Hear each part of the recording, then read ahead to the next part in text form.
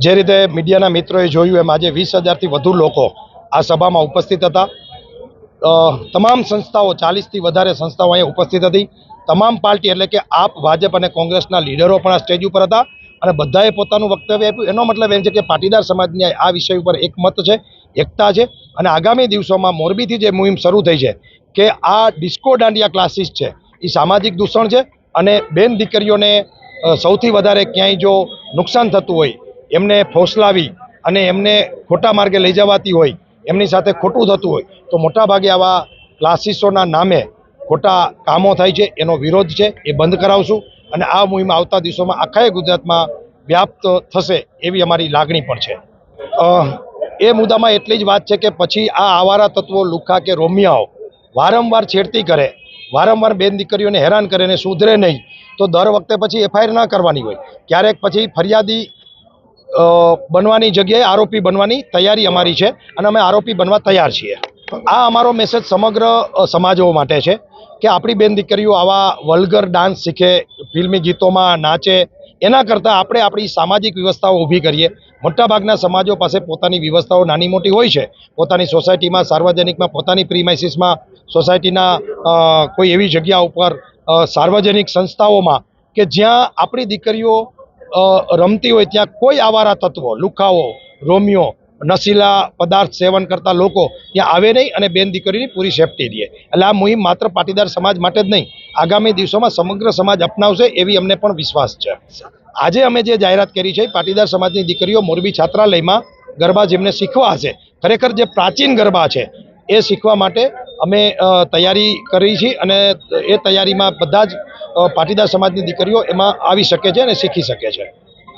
સમગ્ર મોરબી જિલ્લામાં જે તમામ સમાજનું એક મારો આહવાન છે કે નવરાત્રિમાં આપણે આપણી દીકરી દીકરાનું ખાસ ધ્યાન રાખી અને આપણી જે શેરી હોય, આપણા મંદિર હોય, અહીંયા આપણે એને દાંડિયા શીખવા મોકલાય નહીં અને અહીંયા આપણે આપણી રીતે વર્ષો પહેલાં આપણે ગરબીમાં હતા તો આપણે કેમ ગરબી હતી શેરીએ શેરીએ, એવી રીતે એનું ધ્યાન રાખીએ અને આવું દૂષણ ન કરે એના માટે અમારા સમાજે જે ઉપાડ્યું હોય, અમારો પણ સમાજને તો ટેકો પણ તમામ સમાજને મારું આહવાન છે કે આપણી સોસાયટીમાં હોય કે આપણા મંદિર હોય કે આપણા સમાજના ભવન હોય, ત્યાં એ રીતે જો દાંડિયા રાસ 15 દિવસ 15 દી હલવો તો આપણી દીકરી દીકરાને કાંઈ તકલીફ ન પડે એવું મારું આહવાન છે।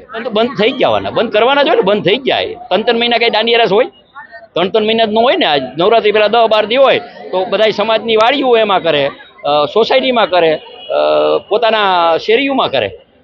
આજે એક પાટીદાર જનક્રાંતિ સભાની અંદર પાટીદાર એક નહીં, તમામ સમાજના જે દૂષણો છે આ દૂષણો ડામવા માટે એક આહવાન કર્યું છે અને એક યુવાનો જાગ્યા છે ત્યારે અમે એમને પણ સપોર્ટ કરી રહ્યા છીએ। કારણ કે અત્યારે જે દાંડિયા રાસ ક્લાસ ચાલે છે એના કરતાં પૂર્વ તો આપણે જોઈએ તો આપણા દીકરી દીકરાઓને એના મા બાપ જ શીખડાવતા હતા। જૂના ગામડાની અંદર આપણે જોઈએ તો જ્યારે ગરબા લેવાતા હતા ત્યારે એના બહેનોને દીકરીઓને બધાને પોતે જ શીખડાવતા હતા।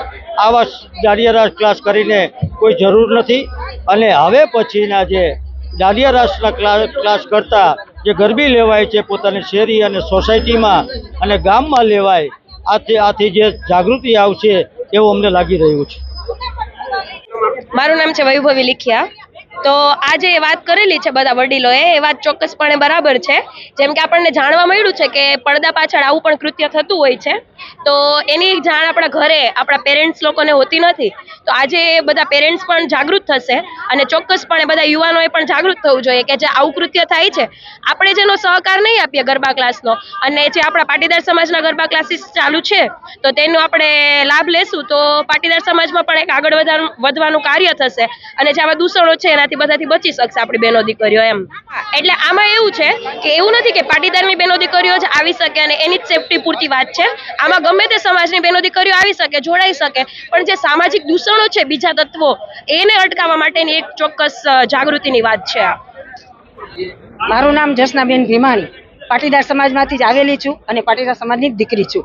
આજે અમારે આ પાટીદાર સમાજનો જે સંમેલન હતું, જે સભા હતી, એમાં અમારા દીકરીઓ પર જે દૂષણ થાય છે એના માટેનું હતું અને એ સાચો જ મુદ્દો હતો। કારણ કે અમારા ભાઈઓ આગળ આવી અને અમારી દીકરીઓને બચાવવા માટેનું આ કાર્ય કર્યું છે એને અમે બિરદાવીએ છીએ, પણ આજે અમારા બહેનો જેટલા હાજર રહ્યા પણ આવતી સભામાં કદાચ જરૂર પડશે તો આથી વધારે પણ બહેનો અમે હાજર રહેશું અને ભાઈઓએ જે ઉપાડ્યું છે જે કાર્ય દીકરીઓને બચાવવા માટેનું એમાં અમે બહેનો પણ સાથ આપીશું અને આવું ને આવું કાર્ય અમે કરતા રહેશું. ભાઈઓ આગળ રહે અને બહેનો પાછળ એવું ના બને, પણ ભાઈઓની સાથે જ અમે છીએ અને જરૂર પડે તો અમે ઝાંસીની રાણી બનીને અને પણ અમારા સમાજને અમે બચાવીશું. માટે અમારા સમાજને ભાઈઓને જો લુખા તત્વ કહે છે એને તો અમે સામે ઊભા રહીએ અને સામી સાથી અમે એને જવાબ આપીશું. આ દાંડિયા ક્લાસીસ છે, અમારો એનો વિરોધ નથી કે એ ચાલુ ન રાખે, પણ એમાં એવો નિયમ રાખે કે દીકરીઓ માટે છે તો ખાલી દીકરીઓને જ કરાવે, ભાઈઓ માટે છે તો ભાઈઓને કરાવે, અલગ અલગ કરાવે. એમાંથી અમારા એક સમાજની દીકરીઓ ખરાબ થાય છે એવું નથી,